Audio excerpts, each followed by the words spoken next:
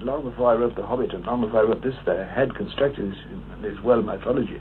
So you had some sort of scheme on which it was possible to work? Well, immense sagas, yes. They got sucked into it, as The Hobbit did itself. You see, The Hobbit was originally not part of it at all, but as soon as he got moving out into the world, he got sucked into it. So your characters and your story really took charge? I say took charge. I don't mean that you were completely under their spell or anything of this sort. Oh, no. I don't walk about dreaming at all, no. No, it isn't an obsession anyway. You have a sensation that, but at this point, A, B, C, D, only A, one of them is right, and you've got to wait till you see. Of course, I had maps, because if you're going to have a complicated story, you must work to a map, otherwise you can never make a map of it afterwards. The moons, I think, finally, the moons and suns have worked out according to what they were in this part of the world in 1942, actually. They must have something where they... You began in 42, did you, to write it? Oh, no, I began in 30, as soon as The Hobbit was out, in the 30s, yeah. It was finally finished just before it was published. I wrote it about 1949, I think. I remember I actually wept at the denouement. But then, of course, a tremendous revision. I typed that work out twice, and lots of it many times, on a bed in an attic. But they couldn't afford the typing. There's some mistakes too. And also, what amuses me to say, because I suppose I'm in a position which it doesn't matter what people think of me now, some vital mistakes in grammar from a professor of English language literature, rather shocking. I haven't noticed it. There was one where I used bestrode as a past participle of bestride. Well, there's lots of things like that, yeah. Do you feel any sense of guilt at all that as a philologist, as a professor of English language, with which you were concerned with the factual sources of language, you devoted a large part of your life to a fictional thing? No, I've always done language a lot of good. Yeah.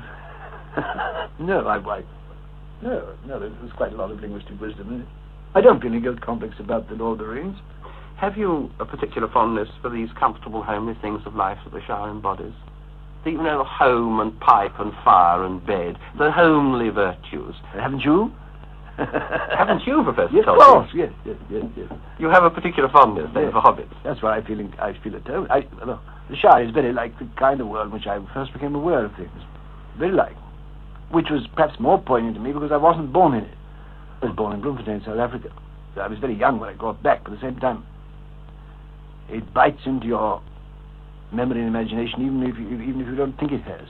If your first Christmas tree is a wilting eucalyptus, and if you're normally troubled by heat and sand, then to have, just at the age of imagination is opening out, suddenly find yourself in a quiet Warwickshire village.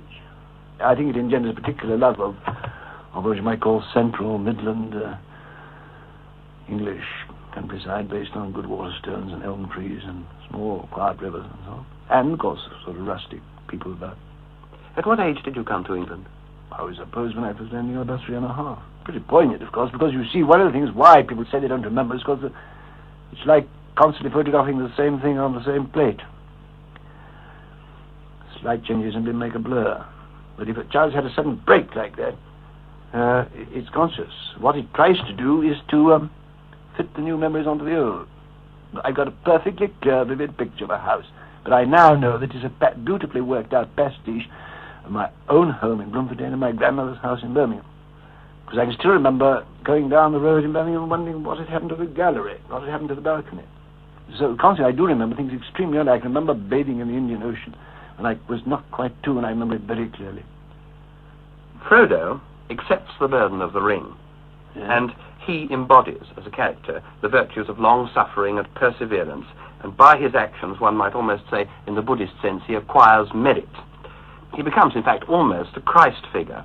Why did you choose a halfling, a hobbit, for this role? I didn't do much choosing. I wrote the Hobbit, which all I was trying to do in the role was to carry on from the point where the Hobbit left off. Well, I got hobbits on my hands, hadn't I? Indeed, but there's nothing particularly Christ-like about Bilbo. Oh, no.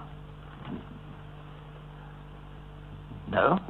But in the face of the most appalling danger, he struggles on and continues, and wins through. But that seems, well, I thought it was more like an allegory of the human race. I've always been impressed. We are here surviving because of the indomitable courage of quite small people against impossible odds, jungles, volcanoes, wild beasts. They struggle on, almost blindly in a way. I thought that conceivably Midgard might be Middle-earth or have some connection. Oh, yes, they're the same word. Most people have made this mistake and think Middle-earth is a particular kind of Earth or is another planet in the science fiction sort, but it's simply an old-fashioned word for this world we live in, as imagined surrounded by the ocean. It seemed to me that Middle-earth was, in a sense, as you say, this world we live in, but this world we live in at a different era. Oh, no, at a different stage of imagination, yes. Did you intend, in The Lord of the Rings, that certain races should embody certain principles? The elves, wisdom, the dwarfs, craftsmanship, men, husbandry and battle, and so forth? Didn't intend it, but when you've got these people on your hands, you've got to make them different, haven't you? Well, of course, as we all know, ultimately, we've only got humanity to work with. It's the only clay we've got.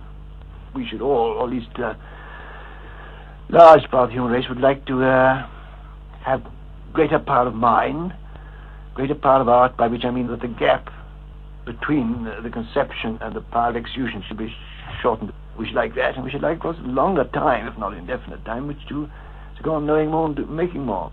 Well, therefore, we make the elves immortal in a sense. I had to use immortal, but I didn't mean that they were eternally immortal, merely that they are very longeval, and their longevity probably lasts as long as the inhabitability of the earth. The dwarves, of course, quite obviously, couldn't you say in many ways they remind you of the Jews? All their words are Semitic, obviously, constructed be Semitic. The hobbits are just rustic English people, made small in size because it reflects the general small reach of their imagination, but not the small reach of their courage or latent power. This seems to me one of the great strengths of the book, amid this enormous conglomeration of names. One doesn't get lost. At least after the first reading, after the second reading of the book. Well, it doesn't need any extra. I'm very glad you told me that, because I gave a great deal of trouble. Well, one must, you see. Also, of course, gives me great pleasure. A good name. I always, in the writing, always start with a name. Give me a name and it produces a story, not the other way about, normally.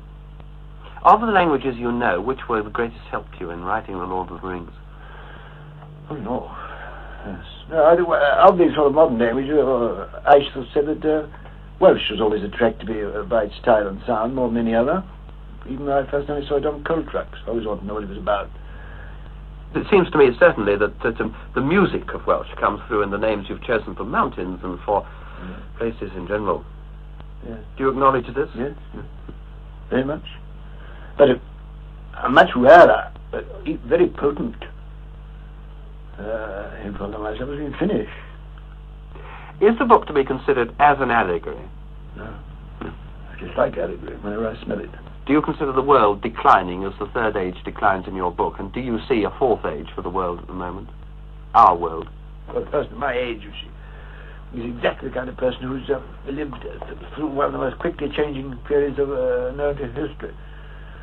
Surely never been in 70 years so much change. There's an autumnal quality throughout the whole of The Lord of the Rings.